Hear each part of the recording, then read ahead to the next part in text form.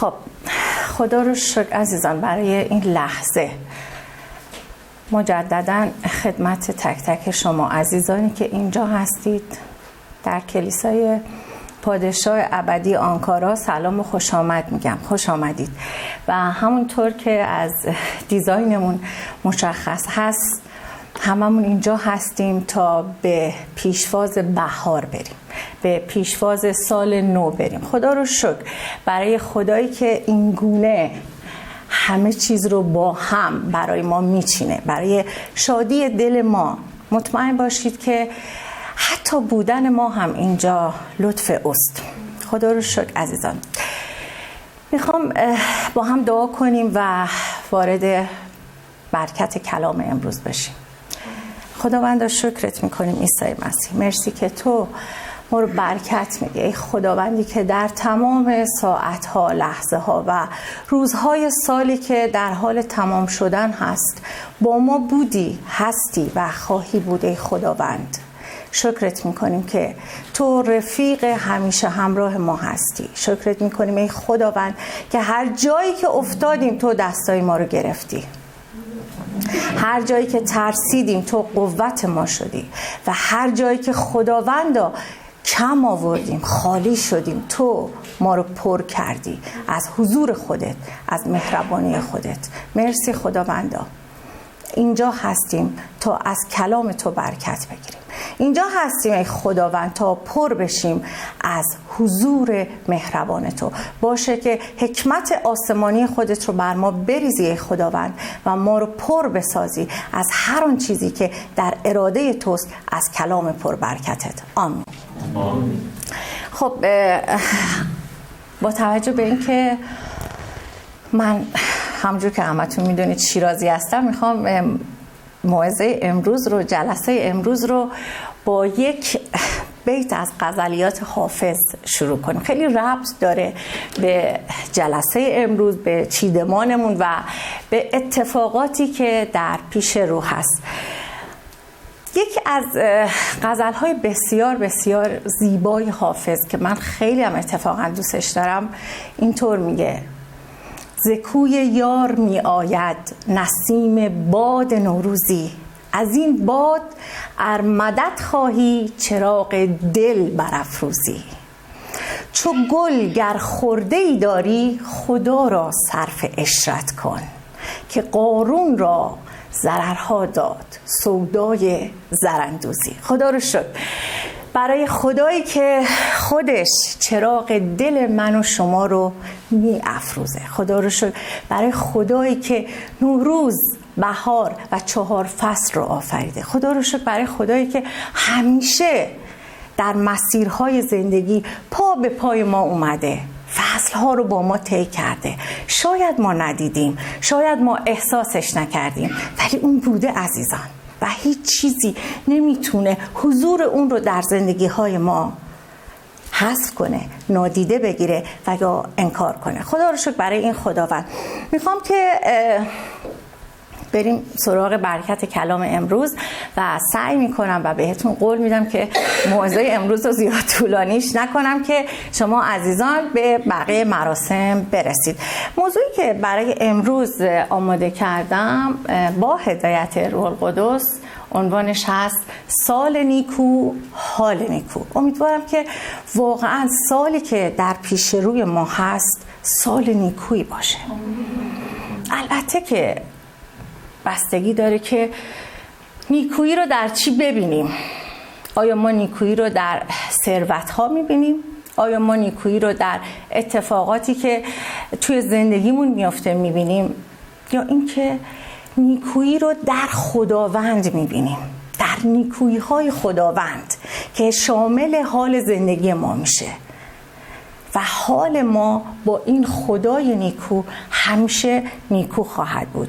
پس بریم با خود برکت کلام این موضوع رو باز کنیم. در فیلیپیان 4 آیه 4، ممنون میشم اگر یکم آب به من بدید. مرسی. در فیلیپیان 4 آیه 4 اینطور میفرماید: همیشه در خداوند شاد باشید. باز هم میگویم شاد باشید. همیشه در خداوند شاد باشید. نگفته همیشه در دنیا شاد باشید، چون عزیزان دنیا اتفاقا ما رو شاد نمیکنه. دنیا ما رو خوشحال میکنه. مرسی، دستتون درد نکنه، ممنونم. عذر میخوام. دنیا ما رو خوشحال میکنه، دنیا ما رو شاد نمیکنه و شادی با خوشحالی کاملا متفاوت هست. ما امروز اگه یک وسیله رو بخریم، اگه یک خونه رو بخریم، اگه یک موقعیت شغلی رو ایجاد کنیم، خب خیلی خوشحال میشیم دیگه، درسته؟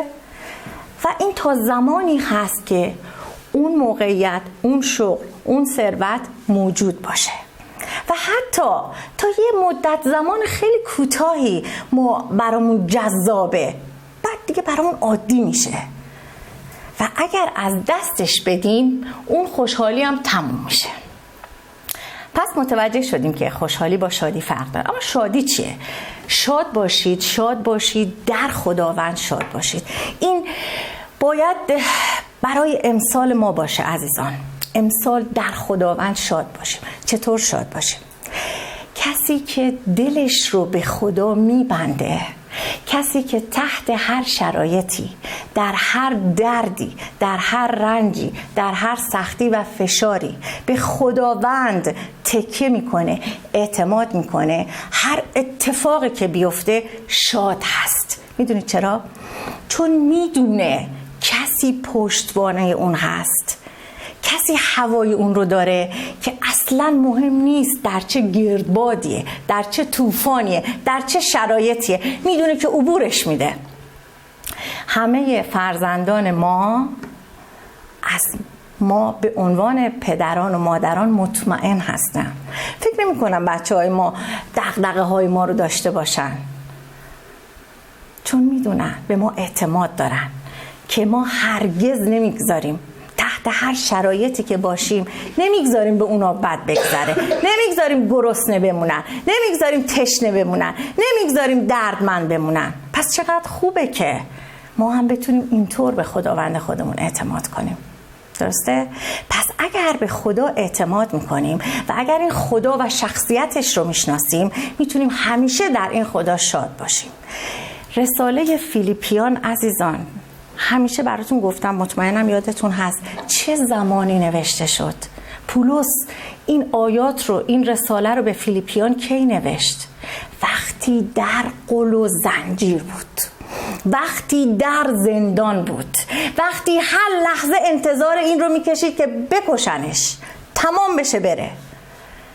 اون خدا رو شناخته بود، اون معنی شاد بودن در خدا رو فهمیده بود. وگرنه اگر من و شما جای پولس بودیم، من مطمئنم حوصله خودمونم نداشتیم. اما اون انقدر پر شده بود از قدرت روح خدا که در بدترین سیاهچالی که بود و در درد و رنج و شکنجه اعلام کرد شاد باشید، در خداوند شاد باشید. پس میریم که با هم از کلام خدا این موضوع رو برکت بگیریم و حتما این باشه برای امسال ما و پیش روی خودمون بگذاریم تا بتونیم سال نیکو و حال نیکو داشته باشیم. اولین موردی که بهش اشاره میکنیم در این قسمت این هستش که چگونه سال و حال نیکویی داشته باشیم. خدا رو شکر برای کلام خدا. اولین آیه که بهش اشاره میکنیم در فیلیپیان، رساله فیلیپیان رساله بسیار بسیار پربرکتی هست. همش از شادی میگه، همش از شکرگزاری میگه، همش از اعتماد به خدا میگه. به خاطر همین من سعی کردم بیشتر از این رساله استفاده کنم برای موعظه امروز به همین مناسبتی که در پیش رو داریم. رساله فیلیپیان اینطور میگه، باب 4 آیه 6 و 7: برای اینکه سال و حال نیکویی داشته باشیم برای هیچ چیز نگران نباشید، بلکه در هر چیز با دعا و استغاثه همراه با شکرگزاری درخواست‌های خود را به خدا ابراز کنید. بدین گونه آرامش خدا که فراتر از تمامی عقل است دلها و ذهنهایتان را در مسیح عیسی محفوظ نگاه خواهد داشت. من و شمای ایماندار باید بدونیم زمانی که برای چیزی نگران میشیم داریم شیطان رو پرستش میکنیم. خیلی راحتتون کنم، چون نگرانی از خدا نیست. وقتی نگران چیزی میشی به خدا اعلام میکنی تو قدرتمند نیستی، تو از پس مشکل من بر نمیایی، این موضوع به دست تو حل نمیشه، من باید برم یه فکری به حال خودم بکنم. پس عزیزان نگران نباشیم، چون وقتی نگران میشیم در رو به روی شریر باز کردیم. اون منتظر یه روزنه کوچک هست عزیزان. فکر نکنید حتما باید در رو چارتاق به قول قدیمی ها به روش باز کنید، نه، اتفاقا یک روزنه کوچک، یک ذره ناامیدی، یک ذره ترس، یک ذره لرز کافیه که اون بیاد و بساط خودش رو پهن کنه و وقتی نگاه میکنیم هیچ چیزی برات باقی نمونده. پس با نگرانی شیطان رو پرستش نکنیم، بلکه برای داشتن حال و سال نیکو برای هیچ چیزی نگران نباشیم، بلکه شروع کنیم به شکرگزاری. چطور میشه در نگرانی ها، در ترس ها، در شرایط سخت خدا رو پرستش کرد، خدا رو شکرگزاری کرد؟ مگه میشه؟ من حالم بده، من اصلا نمیتونم حرف عادی بزنم. میشه عزیزان، میشه. وقتی اینقدر عاشق هستی که هیچ چیزی جز عشقت رو نمیبینی، اصلا برات مهم نیست کجایی، تو بیابانی، توی دشتی، توی آتشی، توی دریایی، توی جنگلی، چشمان تو فقط اون عشق رو میبینه.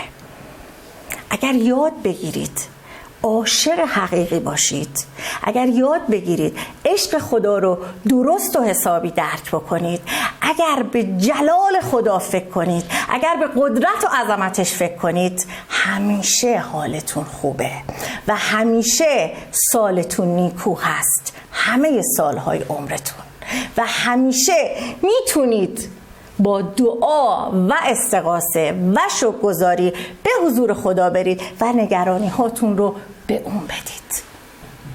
وعده های کلام خدا راستی و حقیقت هست. پس اولین قدمی که بر می داریم برای داشتن سال و حال نیکو اینه که به خودمون قول بدیم برای هیچ چیزی نگران نشیم.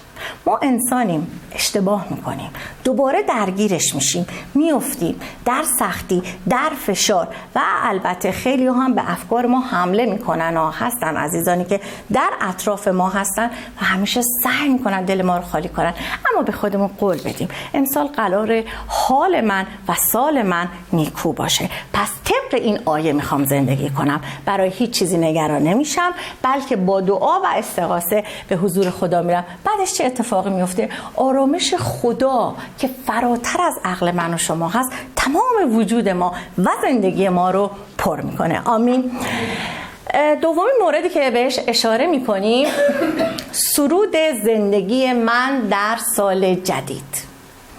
سرود زندگی بعضی از شما عزیزان در این سالی که داره آخرش میرسه و دیگه داره تموم میشه چند روز دیگه، سرود ناله است، سرود قرقره، سرود شکایته.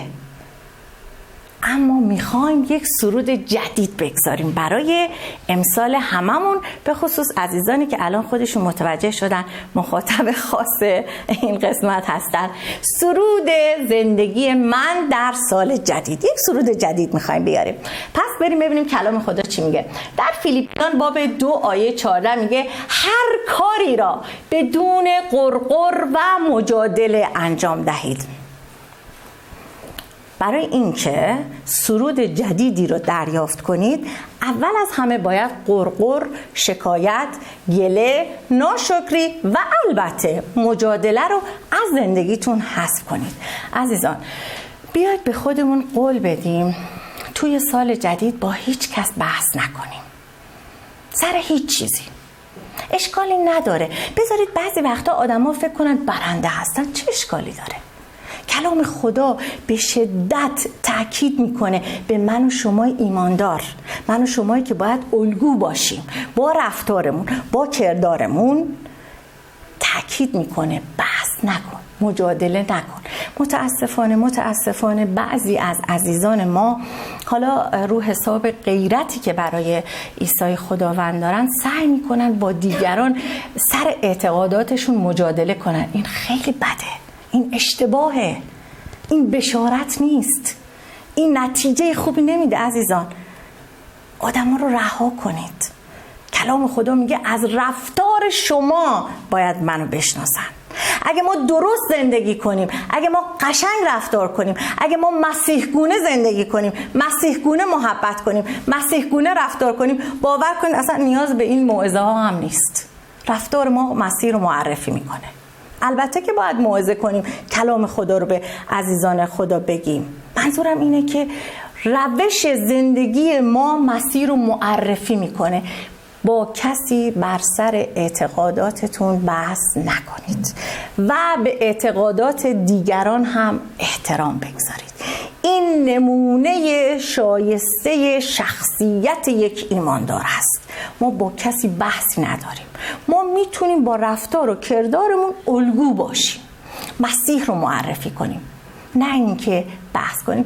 البته این مجادله کردن در تمامی ابعاد زندگی هست عزیزان، نه فقط بر سر اعتقاداتمون و یا بشارت دادن. منظورم این نیست، چون متاسفانه دلم میخواد اینو بگم اینجا که بعضی وقتا ما بشارت نمیدیم به افراد، فشارت میدیم، داغون میکنیم افراد رو، میدونی، و این میکشه به بحث و جدل و من درست میگم. ول کنید، رها کنید.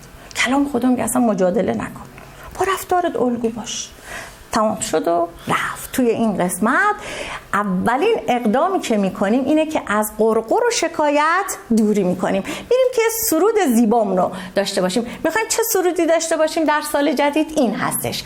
در فیلیپیان باب 4 آیه 13 میگه اعلام کن. این سرود زندگیته.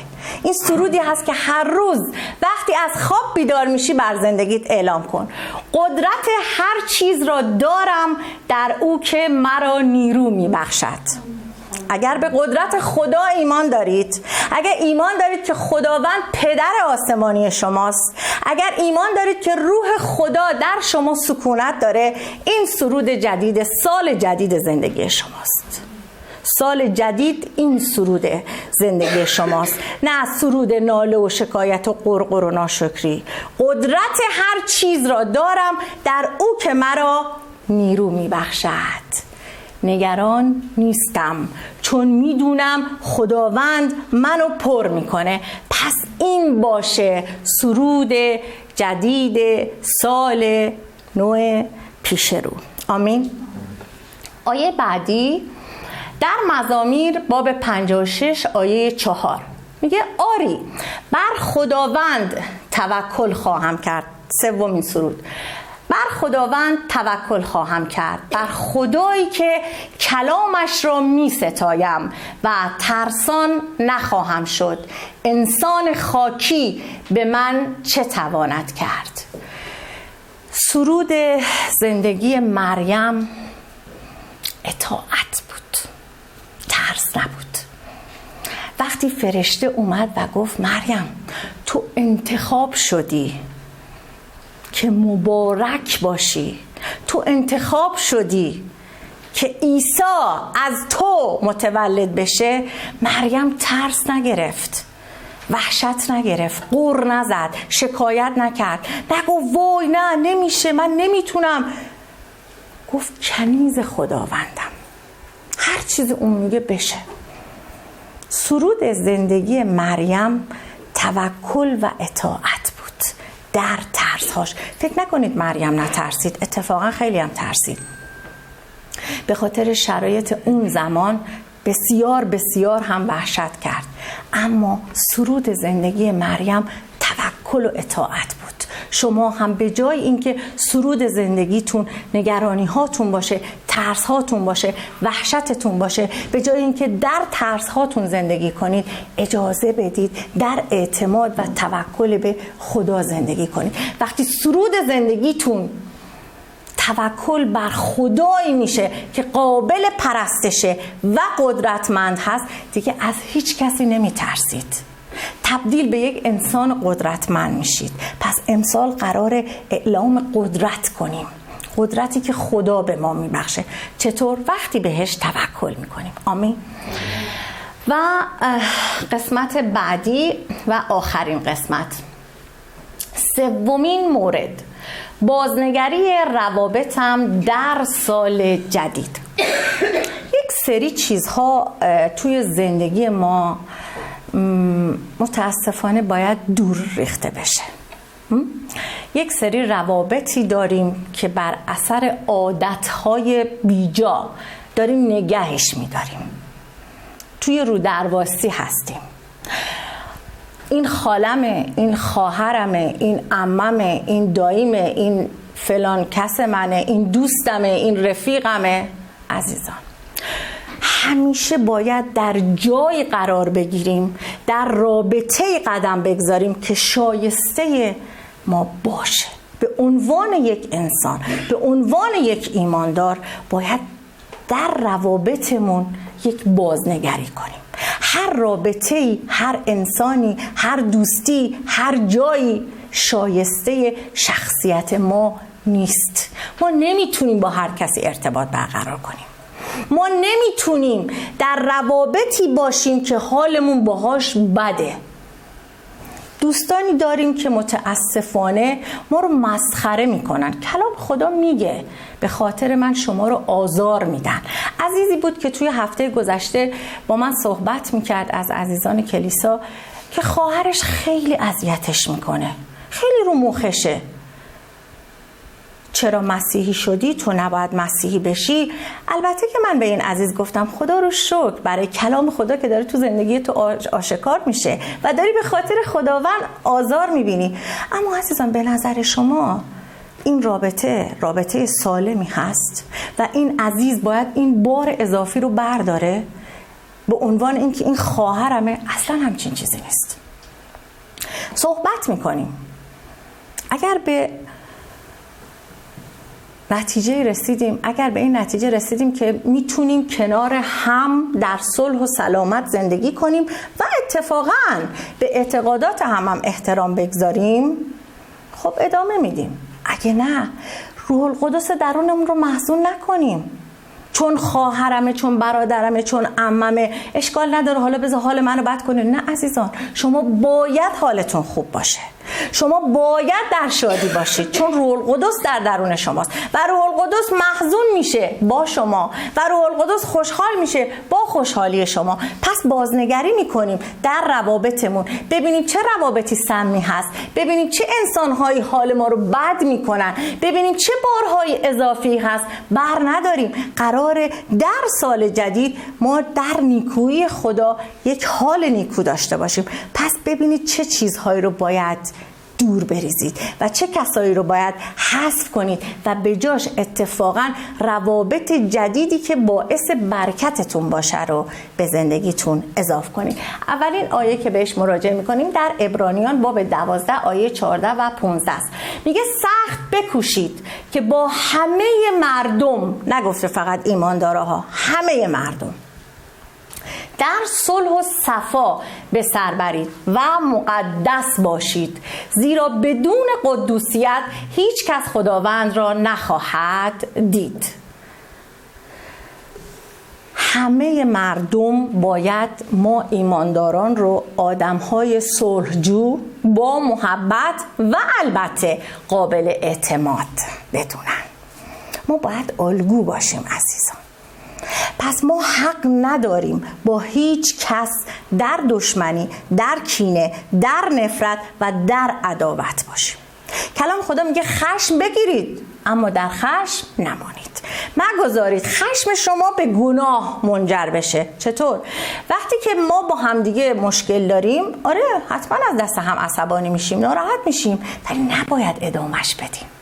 ادامه دادن هر خشمی منجر به گناه میشه، منجر به نفرت میشه، منجر به تلخی میشه، منجر به بددلی میشه. پس ما وظیفه داریم طبق کلام خدا با همه در صلح و آرامش زندگی کنیم و همون جور که کلام خدا میگه پاک و مقدس زندگی کنیم. چون هر کسی که پاک و مقدس زندگی نکنه نمیتونه ادعا کنه که خدا رو میشناسه و نمیتونه ادعا کنه که یک ایماندار هست. پس خیلی مراقب باشیم، ببینیم روابطمون با آدم ها چطوریه. آیا داریم همش با آدم ها می جنگیم؟ آیا داریم همش با آدم ها کلکل کنیم؟ آیا همش در تلخی هستیم؟ در فشاریم؟ در رنجیم؟ در عذابیم؟ خودتون بررسی کنید، ببینید چه چیزهایی رو باید کم و زیاد کنید، ببینید چه تلخی‌هایی رو باید به شیرینی تبدیل کنید و چه تلخی‌هایی هست که اصلا شیرین نمیشه و شما دارید بار اضافه برمی‌دارید، مثل همون عزیزی که گفتم. دومین آیه که بهش اشاره می‌کنیم در امثال باب 27 آیه 17 که بسیار آیه زیبایی هست. میگه آهن آهن را تیز می‌کند، مرد مرد را. کلام خدا به وضوح اعلام میکنه دوست شما روی شخصیت شما تأثیر میذاره. شما نمیتونید یک دوستی داشته باشید که خدای نکرده شخصیت جالبی نداره یا یک سری معایبی داره که خب خیلی بده، اصلا پسندیده نیست، بعد بگید نه من اصلا رو من تأثیر نمیذاره. اصلا همچین چیز نیست. دوست روی شخصیت دوست تأثیر میذاره. در مدت زمان آدم ها شبیه هم میشن. پس حواستون باشه در چه دوستی هایی هستید، در چه روابطی هستید، با کیا معاشرت دارید، با کیا رفت و آمد دارید، چه حرفایی به گوشتون میخوره، چه راههایی بهتون پیشنهاد میشه و از شما چه درخواست هایی میشه. مواظب باشید عزیزان. همون جور که آهن آهن رو تیز میکنه، دوست شما روی شخصیت شما تأثیر میذاره. یک بازنگری در روابطمون، در دوستی هامون، در کارهایی که روزانه انجام میدیم داشته باشیم تا در سال جدید بتونیم واقعا یک انسان جدید باشیم، نو بشیم، تازه بشیم و اتفاقا خودمون لذتشو میبریم. آخرین آیه که با این تموم میکنیم در دوم قرنتیان باب 6 آیه 14 هست. میگه زیر یوغ ناموافق با بی ایمانان مروید، زیرا پارسایی و شرارت را چه پیوندی است و نور و ظلمت را چه رفاقتی. اجازه بدید این آیه رو یکم براتون باز کنم. ببینید منظور این آیه این نیست که ما نباید دوستای غیر ایماندار داشته باشیم. نه، ما میتونیم دوستهای غیر ایمانداری هم داشته باشیم و اتفاقا دوستیهای خیلی خوبی هم باشون داشته باشیم و به هم اتفاقا احترام بذاریم. ما دوستای مسلمان داریم، ما دوستای بهایی داریم، ما دوستای با اعتقادات مختلف داریم. حالا اون قسمت هایی که آتئیست و اینا هستن من عنوان نمی کنم. منظورم اعتقاداتی هستش که عزیزان دارن و اتفاقا ما باشون در ارتباط هستیم. چه اشکالی داره وقتی که یک رابطه‌ای شما رو از مسیر خودتون به یک مسیر دیگه نمیبره؟ پس اون رابطه سالمه.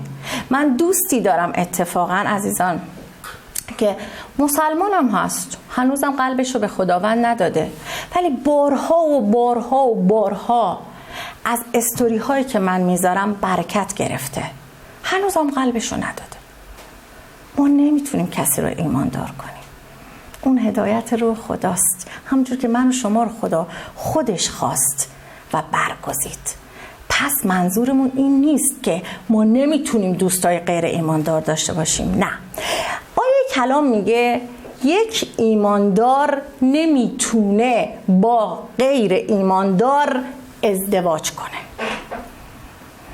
یعنی امکان نداره. شمایی که امروز ایمانداری هستی که مجرد هستی و میخوای وارد رابطه ازدواج بشی، باید حتما با یک ایماندار ازدواج کنی. چرا؟ میگه نور و ظلمت را چه رفاقتی است و پارسایی و شرارت را چه پیوندی. نمیشه شما در هم یکی بشید، همونجور که کلام خدا میگه توی پیدایش زن و مرد با هم میپیوندند و یکی میشن. شما نمیتونید یکی بشید ولی 2 تا خدا داشته باشید. شما نمیتونید یکی بشید ولی 2 تا مسیر داشته باشید، چون با هم یکی میشید. زن و شوهر با هم پیوند میخورن. کلام خدا میگه مرد خانواده خودش رو ترک میکنه و به همسرش میچسبه. پس شما نمیتونید همسر غیر ایماندار داشته باشید و کلام خدا اینو به وضوح برای شما میگه. و مورد بعدی که خودم بارها و بارها با چشم خودم دیدم و خیلی بابت این قضیه متاسف شدم و ازتون خواهش میکنم در سال جدید خیلی روی این قضیه تاکید داشته باشید، دقت کنید، چون قراره حال نیکو و سال نیکویی داشته باشیم. اینه که متاسفانه ما با بعضی ها معاشرت هایی داریم که بهشون اجازه میدیم خداوند ما رو مسخره کنن، مسیحی ها رو مسخره کنن. ما باید غیرت داشته باشیم. همون جوری که حق نداریم با کسی بر سر اعتقاداتمون مجادله کنیم، و همون اندازه هم باید طبق کلام خدا توی مزمور میگه چی؟ در مجلس تمسخرگران منشین. بلند شو، حرکت کن. همون جور که میگه بحث نکن، همون جور میگه توی مجلس ها نشین. اگر جایی میرید، دوستانی دارید که مسیح رو مسخره میکنن، مسیحیت رو مسخره میکنن، با احترام، با ادب اونجا رو ترک کنید، بحث هم نکنید، ولی نایستید و نخندید و بعد نیاد بگید آره این دوستم خیلی بد دهنه ولی خیلی قلب خوبی داره. من دیدم که بهتون میگم اصلا همچی چیزی نیست. کلام خدا میگه خود را فریب ندهید، خدا را استهزا نتوان کرد. اگر اینجور دوستایی رو دارید عزیزان، باید توی سال جدید در این رابطه بازنگری کنید. ما جای قرار نمیگیریم که مورد تمسخر قرار بگیریم، همونجور که خودمون اجازه نداریم کسی رو مسخره کنیم. آمین. پس حواسمون باشه که در سال جدید، حال جدید، حال نیکو، سال نیکو، چه چیزهایی رو باید مد نظر بگیریم. میخوام اینجا موضوع رو تموم کنم و اجازه بگیرم از شما عزیزان که برای سال جدید، سالی که پیش رو هست، برای تک تک شما به حضور خداوند دعا کنم. آماده هستید عزیزان؟ خداوند شکرت میکنیم، تو خدای نیکویی و برکت هستی. خداوند دستانمون رو به دستای تو میدیم در تمام سالهای باقی مانده عمرمون. ای خداوند تو با ما باش. اون جاهایی که خداوند ما میترسیم، تو کلامت رو به ما یادآوری کن. اون جایی که خداوند مورد آزار قرار میگیریم، تو بیا و ما رو در آغوش بگیر. خداوند ما انسانیم، ما اشتباه میکنیم، ما میافتیم، ولی تو خدای امین هستی، تو پدر مهربان ما هستی. دوباره و دوباره ای خداوند ما رو بلند کن. خداوند در سالی که پیش رومون هست، پیش روی عزیزانت هست ای خداوند، به نام قدوس عیسی مسیح دعا می کنم که برکت‌های آسمانی تو بر اونها بریزه، برکت‌های روحانی ای خداوند. ای خداوند باشه که دستان تو سقف خانه‌شون و پیمانه زندگیشون باشه. باشه که ای خداوند هر جایی که احساس کردن کم آوردن، تو رو به یاد بیارن. باشه ای خداوند که هر جایی که احساس کردن ترسیدن، به یاد خودشون بیارن که چون تو رو دارن، قدرت انجام هر کاری رو دارن. خداوند در سال جدید برکت‌های روحانیت رو، حکمت آسمانیت رو، آتش روحت رو ای خداوند به فراوانی بر وجود و زندگی تک تک ما بریز و اجازه بده ای خداوند در بیابانهای زندگیمون، اون جاهایی که طوفان‌ها، گردبادها ما رو ای خداوند سرگردان میکنه، اتفاقا بیشتر به تو بچسبیم، اتفاقا خدایا بیشتر به تو اعتماد کنیم، مثل همون کودکی که در بیابان چون پدرش هست نمیترسه هر چقدر باد و طوفان بیاد. ما هم خداوندا در بیابانهای زندگیمون یادمون بیاد که تو هم با ما هستی، تو هم با ما راه میری، تو هم با ما درد میکشی و تو ما رو عبور میدی. خداوندا مرسی برای تمام برکتات، لطفت، محبتت، عشقت، قلبت. خداوندا شکرت برای کلیسایی که تو فراهم کردی تا در اون به حضورت بیایم، به آرامش تو و خداوندا به لطف و محبت تو یک خانواده بشیم و تو رو بیشتر درک کنیم. مرسی خداوندا که ما رو در بدن خودت یکی کردی، همگی با هم اعضای بدن تو هستیم ای خداوند. مرسی و دعا میکنم خداوندا سال پیش رو سال قدم زدن با تو باشه. آمین. مرسی. برای خداوندمون دست میزنیم عزیزان.